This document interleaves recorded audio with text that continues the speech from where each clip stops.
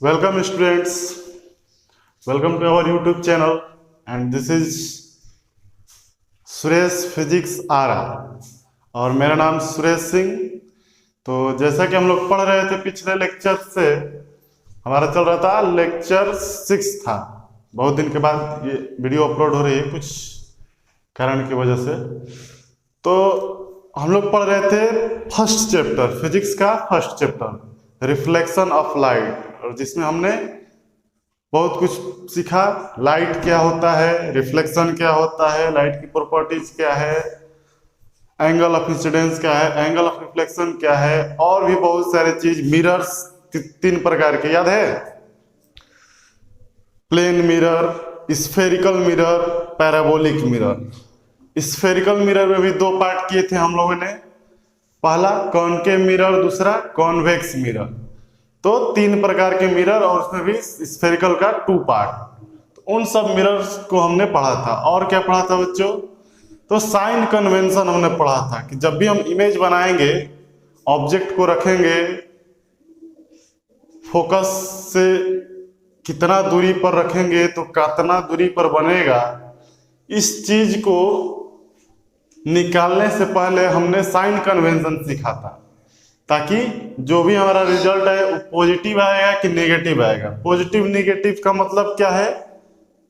Positive और negative का मतलब यह है कि इमेज जो बनेगा वो रियल बनेगा या वर्चुअल बनेगा। पॉजिटिव नेगेटिव से ये हमारा मतलब होता है। तो साइन कन्वेंशन हमने देख लिया था।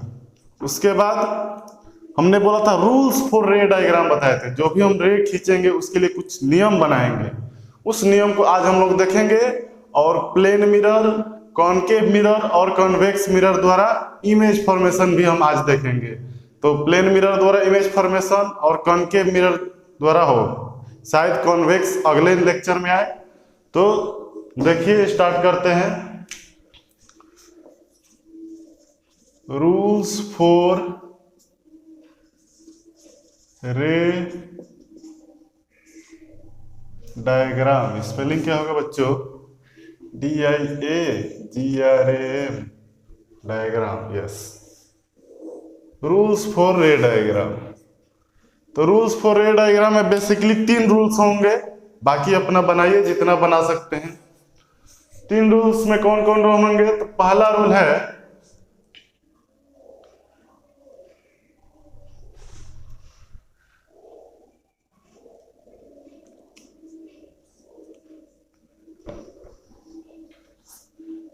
Incident ray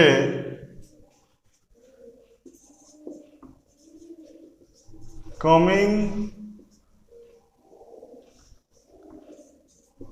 from infinite will be parallel to principal axis. जो भी इंसिडेंट रे है वो इनफाइनाइट से आएगी। जैसे हमने ये ले लिया कॉनकेव मिरर,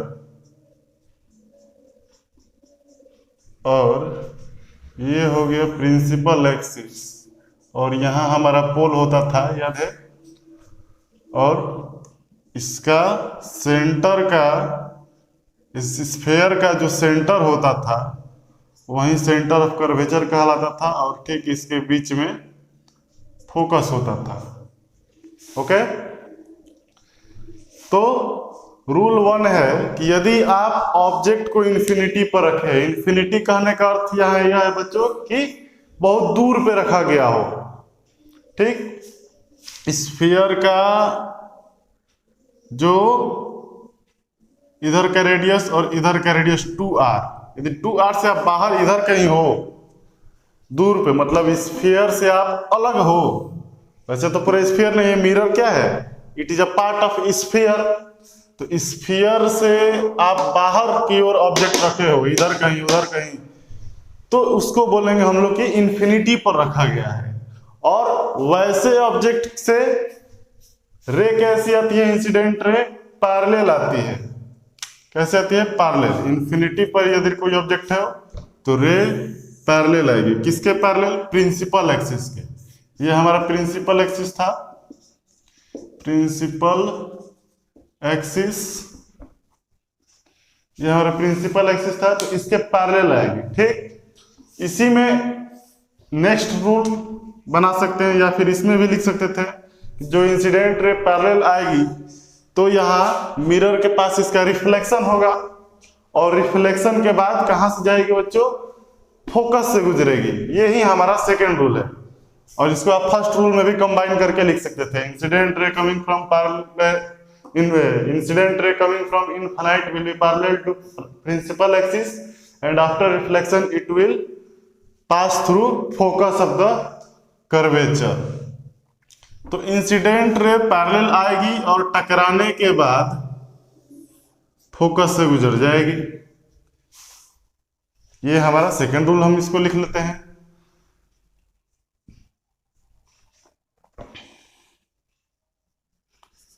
इंसिडेंट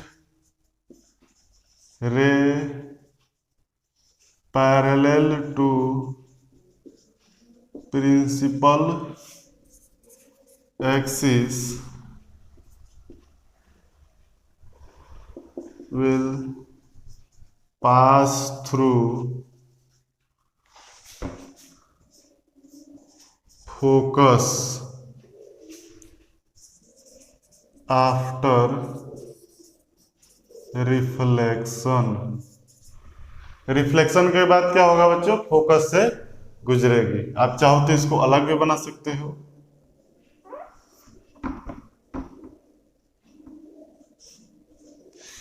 ये पहला हो गया, पैरेलल आती है। दूसरे के लिए आप इस तरह से बना सकते हो, सेकंड रूल के नीचे। ये F हो गया, ये P हो गया, और ये C हो गया। पैरेलल रे इंसिडेंट करेगी, पैरेलल रे इंसिडेंट करती है तो रिफ्लेक्शन के बाद फोकस से गुजरती है। सेकंड रूल हो गया। ठीक, और थर्ड रूल ठीक इसके अपोजिट, कि फोकस से यदि जाएगी तो रिफ्लेक्शन के बाद पैरेलल वापस आएगी। नोट करो, उसके ही बता रहे हैं।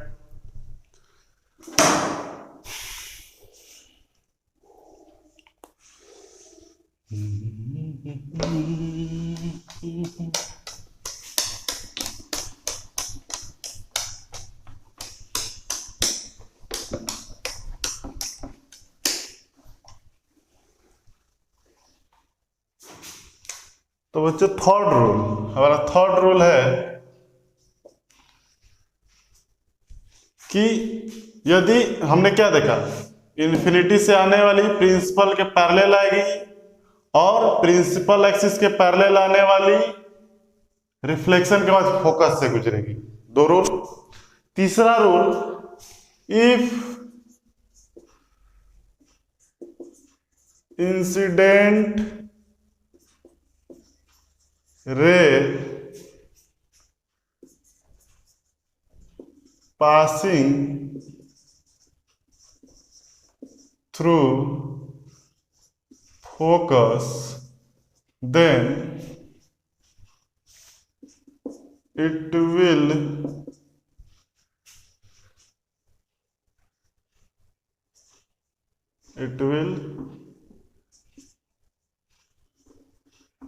go parallel to principal axis. It will go parallel to principal axis after reflection। देखो क्या बोल रहे हैं कि यदि कोई इंसिडेंट रे फोकस से गुजरेगी, यदि कोई इंसिडेंट रे यानी ठीक उसका अपोजिट फोकस से गुजरेगी, तो रिफ्लेक्शन के बाद प्रिंसिपल एक्सिस के पैरेलल गुजरेगी। If incident ray passing through focus, then it will go parallel to principal axis after reflection. यानी फोकस से गुजरने वाली इंसिडेंट रे, फोकस से पास करने वाली इंसिडेंट रे रिफ्लेक्शन के बाद कहां से जाएगी? प्रिंसिपल एक्सिस के पैरेलल जाएगी, और प्रिंसिपल एक्सिस के पैरेलल आने वाली फोकस से जाएगी। बहुत इजी है, वेरी वेरी इजी, लर्न कर लेना है। और मतलब इसमें कोई मुश्किल वाली बात नहीं है। इन्फिनिटी पर रखिएगा, प्रिंसिपल एक्सिस के पैरेलल आएगी, और यदि पैरेलल आई तो फोकस से जाएगी, और फोकस से यदि आई तो पैरेलल जाएगी। ठीक इसका उल्टा, आप जरूरी नहीं है कि नीचे से ही, आप ऊपर से ही बना सकते हैं। ये एफ, ये सी, यदि फोकस के अलोंग आई तो रिफ्लेक्शन के बाद प्रिंसिपल एक्सिस के पैरेलल चली जाएगी। बस ये याद रखना है, काम हो जाएगा। नेक्स्ट हमारा रूल है रूल नंबर 4, मिटा दे इसे।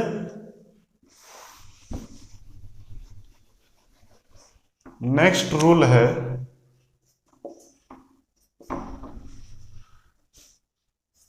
इफ इंसिडेंट रे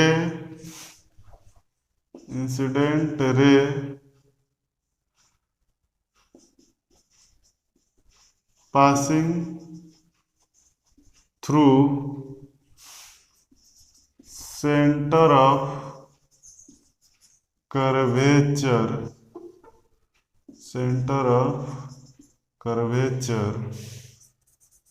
then after reflection it follow the same path, और after reflection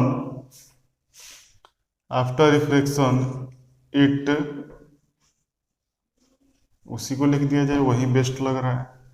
after reflection it return back on the same path. क्या कहा हमने कि यदि incident ray centre of curvature से होकर गुजरेगी, यदि incident ray centre of curvature से होकर गुजरेगी तो वो रिफ्लेक्शन के बाद after reflection it return back on the same path, it return back on the same path. यानी कि यदि इसका फोटो यहां पे है सी एफ, यदि कोई रे सेंटर से जाएगी तो बोला जा रहा है कि यदि कोई रे सेंटर से जाएगी तो रिफ्लेक्शन के बाद उसी रास्ते पे वापस आ जाएगी। यही है नियम, इसको बोले हम रूल 4। बेसिकली रूल 1 और रूल 2 हमने अलग अलग लिख दिया था, इसलिए हमारे पास 4 रूल हो गए। तो देखिए इसमें क्या होगा, अब आप पूछेगा रीजन बताइए सर, पैरेलल आएगी तो फोकस से क्यों, और फोकस से आएगी तो पैरेलल की, और सेंटर से गई तो उसी रास्ते पर क्यों। इस तरह का सवाल भी हो सकता है, ऐसे ही थोड़े ना आप कुछ भी बोल के चले जाइएगा और हम सुन लेंगे। तो रीजन भी है, हमने पहले इसको नोट कीजिए।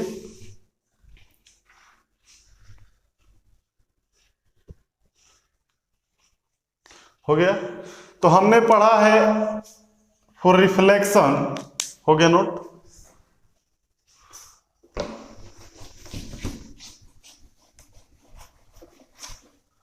फॉर एनी रिफ्लेक्शन, दुनिया में कहीं भी रिफ्लेक्शन हो, चाहे वो लाइट का हो, पार्टिकल का हो, या फिर किसी भी चीज का रिफ्लेक्शन हो, यदि रिफ्लेक्शन हो रहा है, रिफ्लेक्शन कहने का मतलब क्या होता है, यदि कोई चीज इंसिडेंट करती है किसी सरफेस पे और टकराकर उसी मीडियम में चली जाए, जिस मीडियम से वो वापस आई थी उसी मीडियम में चली जाए, तो इस चीज को रिफ्लेक्शन बोलते हैं। तो यदि दुनिया में कहीं भी रिफ्लेक्शन हो रहा है तो उसको angle I equal to angle R follow करना होगा, ये नेसेसरी है। ऐसा होता होगा तो उसको रिफ्लेक्शन बोला जाएगा, यदि ऐसा नहीं होता है वो रिफ्लेक्शन नहीं है। और कोई भी रिफ्लेक्शन हो ऐसा ही होना है, ये आपको दिमाग में रखना है, angle I equal to angle R। तो सर इसमें आई और आर हमको बताइए कहाँ कहाँ है और कैसे है और दोनों बराबर है कि नहीं है। तो हमने बताया था जब भी स्फेरिकल क्या होता है, प्लेन सरफेस पे इंसिडेंट रे आई और टकरा के वापस गई, तो टकरा के वापस गई तो एंगल आई और एंगल आर किसको बोलेंगे। तो हमने बोला था पॉइंट ऑफ इंसिडेंस पे एक नॉर्मल ड्रॉ कीजिए, उस नॉर्मल से इंसिडेंट रे कितनी एंगल बना रही है उसको एंगल आई बोलेंगे, और उसी नॉर्मल से रिफ्लेक्टेड रे कितनी एंगल बना रही है उसको एंगल ऑफ रिफ्लेक्शन बोलेंगे। क्या बोलेंगे दोस्त, एंगल ऑफ रिफ्लेक्शन। तो हमने ये बताया था आपको प्लेन मिरर में, और साथ ही आपको स्फेरिकल मिरर के लिए हमने एक चीज बताई थी जो आप के सिलेबस में 9th 8th में भी है, कि जब भी आप स्फीयर की या सर्कल की बात करोगे तो उसके सरफेस पे आपको परपेंडिकुलर खींचना होगा। तो आप एक रेडियस ड्रॉ कर दीजिए उस पॉइंट पे, और ठीक उसी पॉइंट पर एक टेंजेंट ड्रॉ कीजिए, आपको परपेंडिकुलर मिल जाएगा। तो आप चाहते हैं कि इस सरफेस पे परपेंडिकुलर ड्रॉ करें, तो आप सेंटर से उसको मिला दीजिए, मतलब रेडियस खींच दीजिए। ठीक वही काम हम यहाँ करने वाले हैं। ये क्या है हमारा, ये हमारा स्फीयर का एक पार्ट है, उस स्फीयर का सेंटर यहाँ है और इसी सेंटर से हमको मिलाना है, तो रेडियस मिलेगा। जैसे यहाँ P पोल है तो CP क्या है, CP हमारा रेडियस है, और क्या है, C से P रेडियस है, सब रेडियस है, सब रेडियस है, इधर से इधर से इधर से जितना भी हो सब रेडियस होगा। तो angle of incidence equal to angle of reflection होना चाहिए। तो हम क्या करेंगे, एंगल ऑफ इंसिडेंस पाने के लिए ये इंसिडेंस पॉइंट पे, पॉइंट ऑफ इंसिडेंस पे एक नॉर्मल ड्रॉ करेंगे, और चूंकि स्फेरिकल है तो नॉर्मल ड्रॉ करने के लिए हम इसे सेंटर से मिलाएंगे। ये हमारा नॉर्मल हो गया। तो जितना एंगल ये बनेगा आप मेजर करके देख लेना। मेजर करने के लिए आपको जो भी सब डायग्राम हो कंपास से बनाना और मेजर करके देख लेना, इक्वल आता है। ठीक, इसमें तो बिना मेजर के हम बता देंगे। यदि परपेंडिकुलर यहां से ड्रॉ करना है इस पॉइंट पर, इंसिडेंस पॉइंट हमारा ये है, angle of point of incidence, तो आप यहां से नॉर्मल ड्रॉ कीजिए तो इसी लाइन के अलॉन्ग जाएगा। तो इंसिडेंट रे और नॉर्मल दोनों के बीच में एंगल 0 डिग्री, दोनों के बीच में एंगल 0 डिग्री। तो रिफ्लेक्शन जो होना है वो भी 0 डिग्री पे होना चाहिए, तो वो भी नॉर्मल के साथ 0 डिग्री बना के वापस आ गया। तो इसीलिए जब सेंटर से जाएगी कोई रे तो सेंटर से ही वापस आएगी, याद रखना है। चूंकि angle I equal to angle R follow होना है, क्योंकि रिफ्लेक्शन कहीं भी होगा ये फॉलो होगा जरूर। तो ये हमारा रूल्स फॉर रे डायग्राम था। एक बार फिर से रिवाइज करा देते हैं। 3 बातें याद रखनी है, या यूं कह लीजिए 4 बातें याद रखनी है। पहला बात क्या है कि यदि कोई रे इनफाइनाइट से आ रहा है, कहां से, इनफाइनाइट से, तो इनफाइनाइट से आने वाला रे क्या होता है, हमेशा ऑलवेज प्रिंसिपल एक्सिस के पैरेलल होता है। यदि रे इनफाइनाइट से आ रहा हो तो प्रिंसिपल एक्सिस के पैरेलल होगा। ओके, अब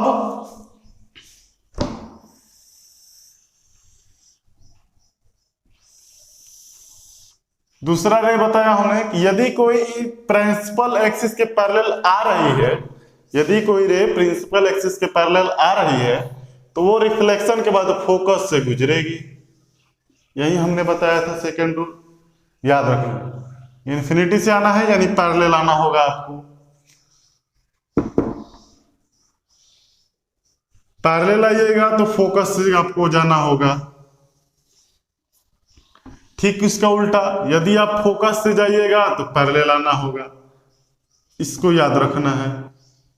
ओके, इधर से आइएगा तो फोकस से, इधर फोकस से जाइएगा तो पैरेलल। दूसरा क्या बताया हमने,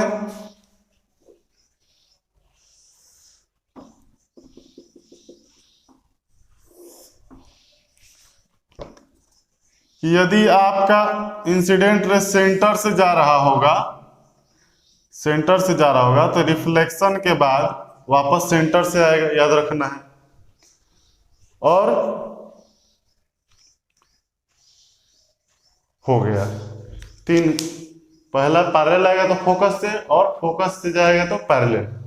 तीसरा सेंटर से आएगा तो सेंटर से ही वापस जाएगा। अब इसी में आप और एक्स्ट्रा बना सकते हो, बोलो कैसे? तो सर कोई रे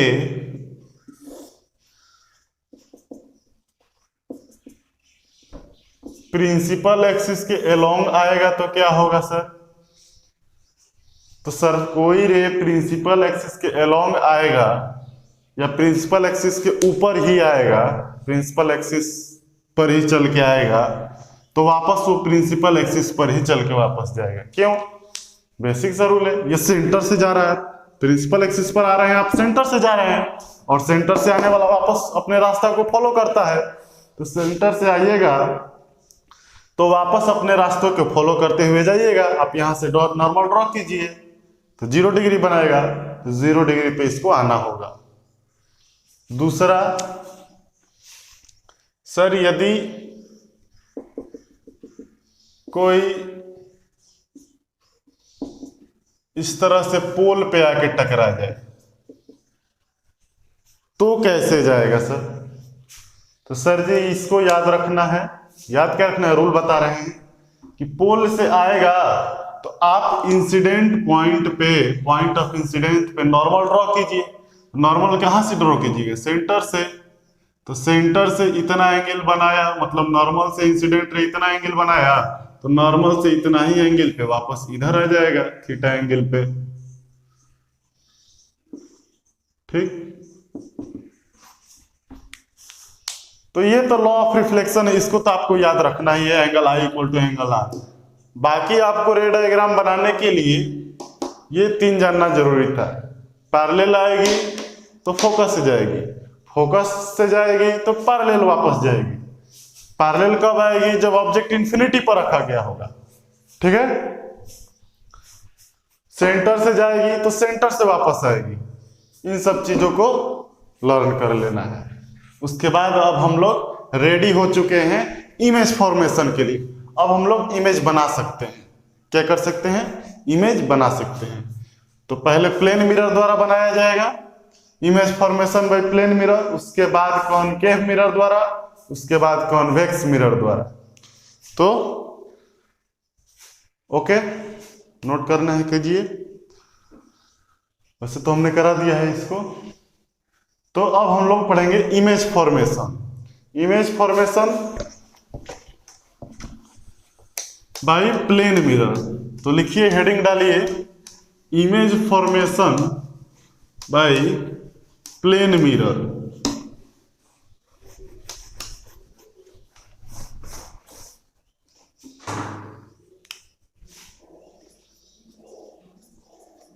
इमेज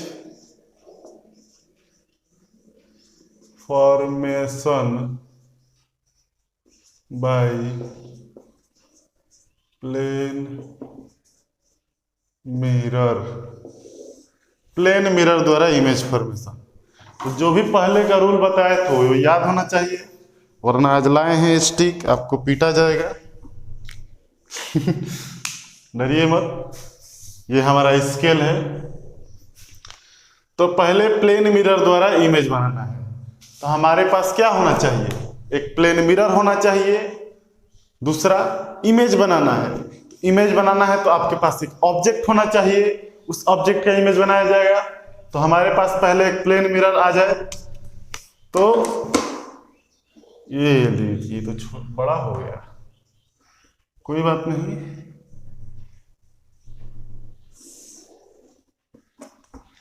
ये हमारा एक प्लेन मिरर हो गया।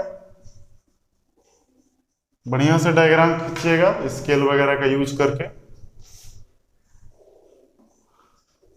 और ये इसका प्रिंसिपल एक्सिस हो गया।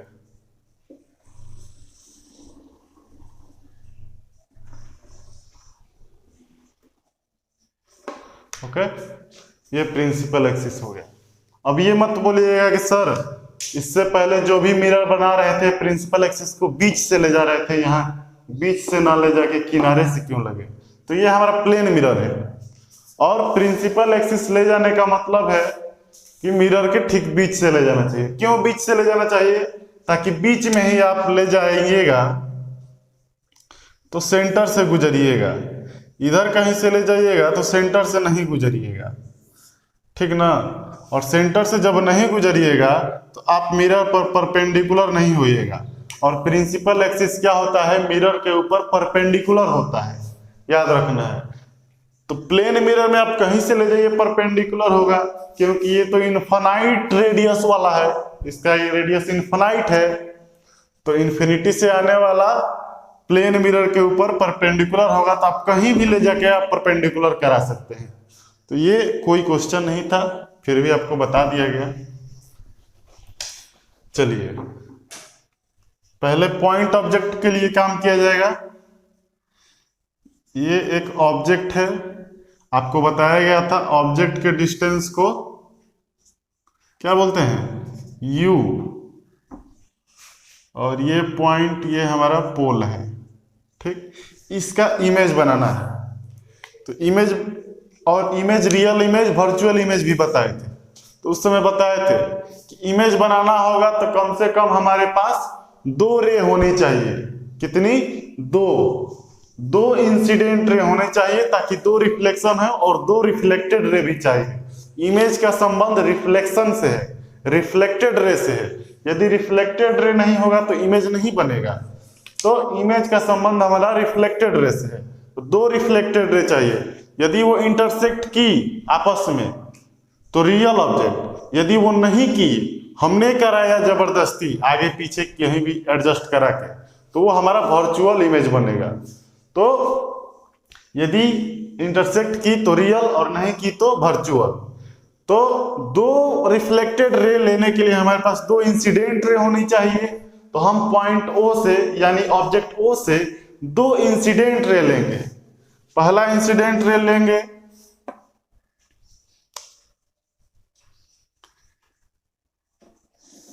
यहां, ये हमारा इंसिडेंट है। इसको मान लीजिए ये पॉइंट हो गया M, मिरर है M। तो इसका रिफ्लेक्शन कहां होगा? तो रिफ्लेक्शन होने के लिए पॉइंट ऑफ इंसिडेंस पे आप नॉर्मल ड्रॉ कीजिए। पॉइंट ऑफ इंसिडेंस पे आप नॉर्मल ड्रॉ कीजिए। अब ये एंगल कितना होगा? तो मान लीजिए ये थीटा एंगल पर इंसिडेंट किया, प्रिंसिपल एक्सिस से थीटा एंगल बना रहा है, तो ये भी थीटा होगा। क्यों थीटा होगा? तो आपने नॉर्मल ड्रॉ किया है जो कि प्लेन पर परपेंडिकुलर है, प्लेन पर परपेंडिकुलर है। और ये प्रिंसिपल एक्सिस भी मिरर पर परपेंडिकुलर है, दोनों परपेंडिकुलर है, यानी दोनों पैरेलल रेज है। क्या है? दोनों पैरेलल रे है। और पैरेलल रे में यदि कोई ट्रांसवर्सल टी कट करती है, इसको हम ट्रांसवर्सल मानेंगे। इसको आगे पीछे पढ़ाइए, ये ट्रांसवर्सल है। तो ट्रांसवर्सल में अल्टरनेट अंदर का अल्टरनेट इंटीरियर एंगल इक्वल होता है, या फिर आप याद रखिए जहां जेड बने पैरेलल होना चाहिए, और ये पैरेलल जेड बने वो अल्टरनेट इंटीरियर एंगल इक्वल होता है। तो ऐसे ही यदि ये थीटा एंगल पर गया है तो ये भी थीटा होगा। अब रिफ्लेक्टेड रे ड्रॉ करना है तो वो भी नॉर्मल से थीटा एंगल पर जाएगा।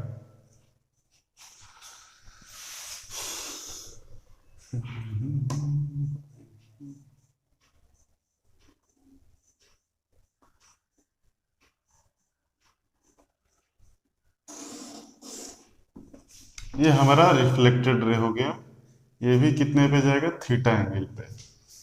तो एक रिफ्लेक्टेड रे हमको मिल गया, ये हो गया इंसिडेंट रे 1, इंसिडेंट 1, ये हो गया रिफ्लेक्टेड 1। एक और चाहिए इमेज बनाने के लिए, एक और चाहिए। तो एक और कहां से लाएंगे? तो एक और इधर से कहीं से ला सकते हैं, लेकिन और ऐसे ही बना सकते हैं। दिक्कत क्या होगी कि थोड़ा डायग्राम खराब हो जाएगा। तो दूसरा टेक्निक लगाएंगे। क्या टेक्निक लगाएंगे कि एक रे हम प्रिंसिपल एक्सिस के अलोंग लेके जाएंगे इस तरह से, और प्रिंसिपल एक्सिस के अलोंग जाने वाला टकरा कर वापस प्रिंसिपल एक्सिस पर ही आता है, ये हमने आपको बताया था। अब हमको ये बताइए कि ये I1 रिफ्लेक्टेड रे R1 और ये I2 इंसिडेंट रे सेकेंड और ये रिफ्लेक्टेड रे सेकेंड इसी पर आ गया। ये R1 इधर जा रहा है और ये R2 इधर आ रहा है, क्या ये आपस में दोनों कभी इंटरसेक्ट करेंगे? तो आंसर आपका होगा ऑब्वियसली नहीं, नहीं करेंगे सर। तो फिर यदि ये आपस में इंटरसेक्ट नहीं करेंगे तो क्या इमेज बनेगा? तो आंसर है यस सर। कैसे बनेगा सर? तो वर्चुअल बनेगा। हमने बताया था इंटरसेक्ट किए तो रियल और नहीं किए तो वर्चुअल, तो यहाँ पे हम वर्चुअल इमेज बनाएंगे। कैसे बनाएंगे? अब सोचिए, चूंकि ये पैरा एक्सियल होता है, पैरा एक्सियल क्या होता है? Para axial XIL para axial, para axial मतलब एक्सिस के पैरेलल, लगभग पैरेलल। हमने कुछ ज्यादा एंगल पर दिखाया आपको दिखाने के लिए। हमारे लिए सिलेबस में 10th में या 12th में जो आएगा ऑप्टिक्स, उसमें भी आपको आईना इतना बड़ा आईना लेना है। समझे कितना बड़ा लेना है? इतना बड़ा आईना, अपर्चर इतना बड़ा होना चाहिए, ताकि इसमें आप प्रिंसिपल एक्सिस ड्रॉ कीजिए और यहाँ ऑब्जेक्ट रखिए, तो इसी में इंसिडेंट रे, लगभग ये रे और प्रिंसिपल एक्सिस सब पैरेलल होगी। एंगल लगभग जीरो, यहाँ एंगल कुछ नजर आ रहा है ना, लगभग 30-40 की तरह, वहां एंगल आपको टेंड्स टू 0 डिग्री होना चाहिए, लगभग 0। उस तरह का एक्सिस लेना होगा। तो वो हमारे आगे सिलेबस की बात है, नहीं है। चूंकि हमारे सिलेबस में ऐसे लेना है, ऐसे नहीं। इसको आपको हम समझ लीजिए कि जूम करके दिखा रहे हैं मैग्नीफाइंग ग्लास से। तो चूंकि पैरा एक्सियल होंगी तो वापस आके टकराने वाली, जाने वाली, सब के सब हमारी आंखों में दोनों लाइट आ जाएगी। तो कोई इधर से देखेगा आंख निकाल कर बड़ा सा, तो देख पाएगा कि ये R1 जो है, लाइट क्या है? लाइट दिखाई नहीं देती है, लाइट की वजह से वस्तु दिखाई देती है। ये बोर्ड हमको दिखाई दे रहा है लाइट की वजह से, ना कि हम लाइट को देख रहे हैं। तो कोई इसको देखेगा रे को, तो इसको लगेगा कि ये कहीं इधर पीछे से आ रही है, हाँ? उसको थोड़े लगेगा कि नहीं ये तो घूम के आ रही है, ऐसा लगेगा। आप मिरर में देखते हो तो आपका फोटो सामने दिखाई देता है मिरर के अंदर, ऐसा थोड़ा लगता है नहीं नहीं वहां नहीं है। ये जो है यहां से टकरा के वापस इधर आ रहा है, वो हम देख रहे हैं, ऐसा होता है। तो देखने वाले को सीधा लगता है कि लाइट वहां से आ रही है, और इस रे को यदि देखेगा तो इस रे को भी देखेगा कि पीछे कहीं इधर से आ रही है। अब देखिए, ये इधर से मिलाया और ये इधर से मिलाया, यहां कट की तो यहां पर इमेज बनेगा। चूंकि ये खुद से इंटरसेक्ट नहीं किए, हमने कराया है इसको, तो ये हो गया वर्चुअल, वर्चुअल इमेज। यदि खुद से कर लेती तो रियल, चूंकि हमने कराया है इसलिए वर्चुअल। और इमेज को, डिस्टेंस को भी बोलते हैं हम लोग, इसको लिख लीजिए। अब सुनो, सारी डिस्टेंस पोल से, इसलिए हमने पोल से ही इसको भी लिया है, पोल से इसको भी। All the distance will be measured from pole, बताया था पिछले लेक्चर में। अब आते हैं इस पे, ये थीटा, ये भी थीटा, चूंकि angle I equal to angle R होता है, तो ये थीटा तो ये भी थीटा। अब ये एंगल कितना होगा हमें निकालना है, ओके। तो इस नॉर्मल को क्या करते हैं, इधर की ओर ड्रॉ करते हैं, ओके। और ये M को यहां लिख लेते हैं, ये नॉर्मल इधर की ओर ड्रॉ करते हैं। अब देखो, ये नॉर्मल और ये रे, ये नॉर्मल और ये रे, ये नॉर्मल और ये R1, नॉर्मल और R1 के बीच में एंगल थीटा। तो इधर R1 को बढ़ाए हैं और इधर नॉर्मल को बढ़ाए हैं, तो ये भी थीटा हो जाएगा। वर्टिकली अपोजिट एंगल, क्लास 7 की बात है, आनी चाहिए। तो वर्टिकली अपोजिट एंगल से ये थीटा तो ये भी थीटा। अब ये और ये दोनों पैरेलल रहे, हमने पहले ही प्रूफ किया है। तो ये थीटा तो ये भी थीटा अल्टरनेट इंटीरियर एंगल से। अब वो देखिए, ये भी थीटा और ये भी थीटा, दोनों ही थीटा हो चुके। तो यहां से आप लिख सकते हैं u इक्वल टू माइनस भी, यानी माइनस u इक्वल टू भी। प्रिंसिपल एक्सिस से देखो, इंसिडेंट रे इधर और डायरेक्शन इसका मेजरमेंट इधर, तो u निगेटिव हो गया।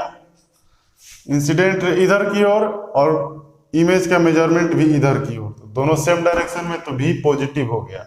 अब ये u भी के ही बराबर कैसे लिख दिए, थोड़ा भी आगे पीछे नहीं लिए, क्यों?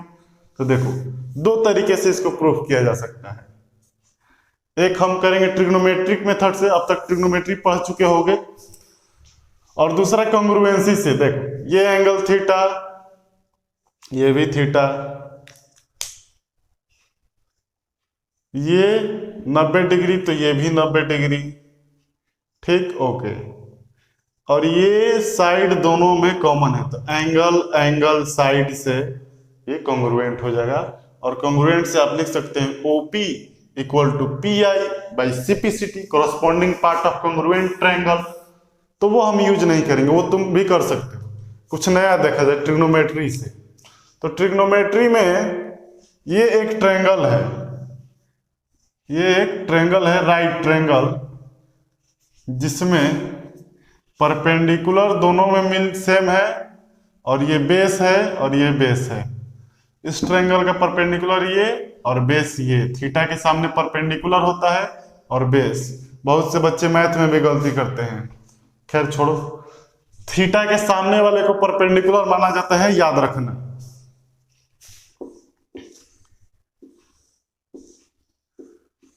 थीटा यहां दे दिया और ये 3 4 बोल दिया, टेन थीटा कितना होगा, तो बोलेगे 3/4। अब यही कोई मास्टर चालाकी करता है, यहाँ थीटा दे दिया तब भी लिखेगा 3/4, तो गलती हो जाता है। थीटा के सामने परपेंडिकुलर ये हो गया और बेस ये, और इस बार 4/3 होगा। तो ये सब गलती आपको नहीं करनी है। और देखिए इसको कैसे draw, sine theta, tan theta, 90 तक मान याद रखना, सब मैथ में बहुत काम आएगा। चलो, तो MOP in triangle MOP tan theta equal to perpendicular MP upon base PO, ये हो गया 1 in triangle MPI tan theta equal to, theta के सामने perpendicular MP upon base PI, ये दूसरा इक्वेशन। अब चूंकि थीटा दोनों में सेम है, तो tan थीटा का मान भी दोनों के लिए सेम आएगा। मान लो थीटा कितना 30 डिग्री होता, तो यहाँ 1/√3 होता, और यहाँ भी 1/√3 होता, तो 1/√3 इसके बराबर और 1/√3 इसके बराबर, तो ये और ये आपस में बराबर हो जाएंगे क्योंकि थीटा सेम है। तो फ्रॉम इक्वेशन 1 एंड 2, दोनों इक्वेशन को देखते हुए आप क्या लिख सकते हो, from equation 1 and 2 MP upon PO equal to MP upon PI। MP से MP कट जाएगा, इधर ऊपर है तो नीचे आ जाएगा, कट जाएगा डिवीजन में आके। तो 1/PO, PO को आप U लिख सकते हो, और ये U माइनस में होगा, U हमेशा नेगेटिव होता है। और 1/PI को भी लिख सकते हो, इमेज डिस्टेंस है और ये ऑब्जेक्ट डिस्टेंस था। तो यहां से क्रॉस मल्टीप्लीकेशन द्वारा भी यहां आ जाएगा, v इंटू वन भी, और minus U into one minus U, यानी v equal to minus U. v equal to minus U कहने का अर्थ है कि कितने दूरी पर ऑब्जेक्ट बनेगा, तो जितने दूरी पर इमेज बनेगा उतनी ही दूरी पर ऑब्जेक्ट जितने दूरी पर ऑब्जेक्ट रखा रहेगा उतनी ही दूरी पर इमेज बनेगा। लेकिन माइनस साइन यहाँ आपको डायरेक्शन बताता है कि ऑब्जेक्ट प्रिंसिपल एक्सिस से इधर बना तो इमेज इधर बनेगा, बना नहीं, ऑब्जेक्ट इधर रखा गया है तो इमेज इधर बनेगा। तो माइनस साइन डायरेक्शन बताता है कि पोल से यदि ऑब्जेक्ट इस तरफ रखा गया तो इमेज इस तरफ बनेगा, यानी ठीक उसका एंटी है। माइनस साइन यहाँ मतलब अपोजिट डायरेक्शन। फिजिक्स में आप मतलब दिमाग में रख लीजिए, वेक्टर क्वांटिटी जब भी पढ़िएगा तो माइनस साइन आपको ये बताता है कि ये इसके अपोजिट डायरेक्शन में है। ठीक है, ओके, नोट कीजिए इसको। थोड़ा देखिए टाइम कितना हो गया, ज़्यादा लंबा लेक्चर नहीं चाहिए।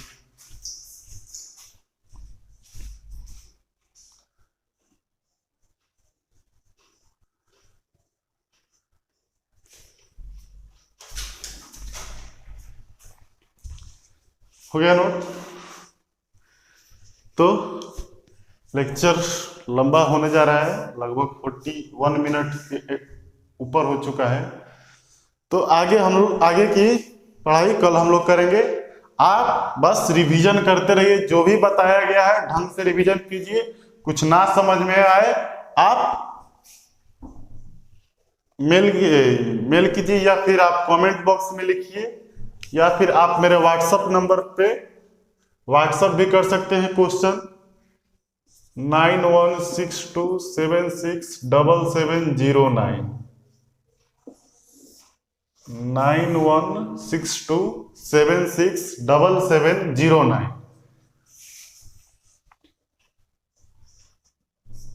9162767709 पे आप व्हाट्सएप कर सकते हैं, या आप कॉल मतलब मत कीजिएगा, व्हाट्सएप कीजिएगा। व्हाट्सएप हम चलाते हैं, कॉल कोई और रखता है। तो आप डाउट अपने क्लियर कर सकते हैं, पूछ सकते हैं, कोई भी प्रॉब्लम आए तो। ठीक है, ओके, पढ़िए, रिवाइज कीजिए। Best of luck.